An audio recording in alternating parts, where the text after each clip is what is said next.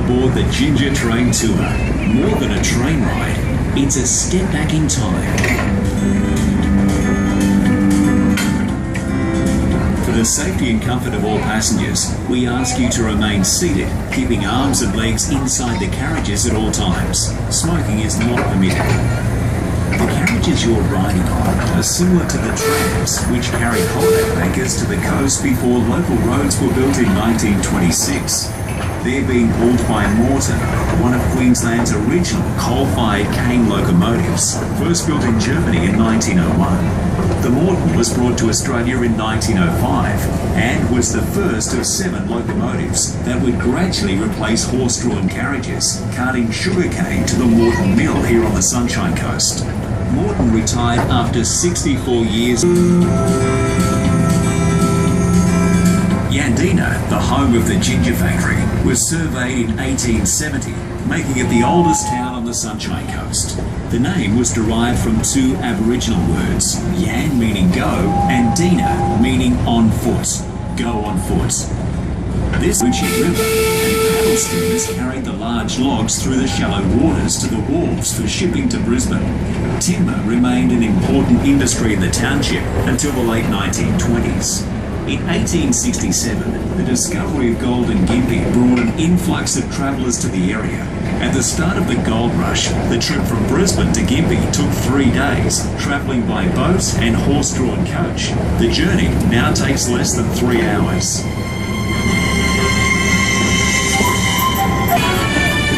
On your left-hand side, you'll see the site of the Super Bee live bee show. Shh! Can you hear the buzz in the air? This unique display lets you see right inside a real beehive and learn about one of nature's hardest working creatures. Ask the beekeeper about tasting some of Australia's favourite honey. We're now entering the industrial complex, where our advanced processing techniques results in the finest confectionery ginger in the world, and then exporting to the world. The tours include product sampling in our tasting kitchen and depart regularly throughout the day. The small building on the right is our quality and control department, where we work on developing new and exciting products.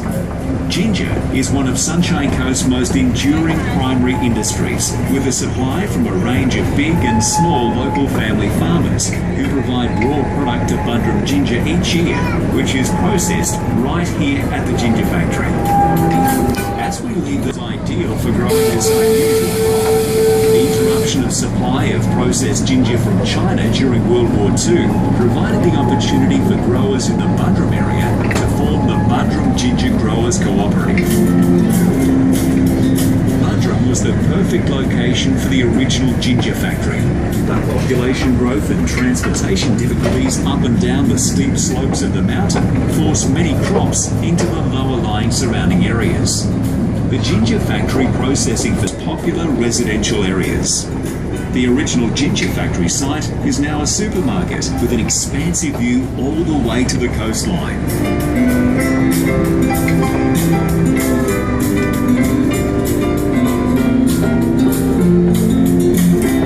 In the area in the early 1900s, it was a building just like this one that 5 ginger farmers first met to form the original Buderim Ginger Co-op.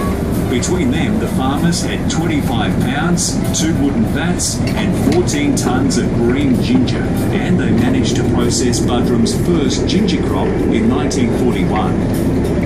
If you look carefully, you might just see some of our chickens who love to come out and say hi to our visitors, and sometimes get a feed from the driver.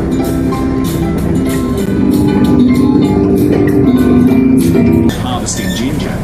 Like potatoes, ginger is a root crop and is visible above the ground only for a few short months before it's ready for harvest. The ginger crop is planted each year in September and grows throughout spring and summer until the first harvest begins in February.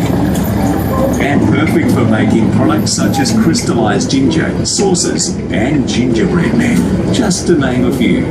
Speaking of gingerbread men, did you know you can decorate your very own yummy ginger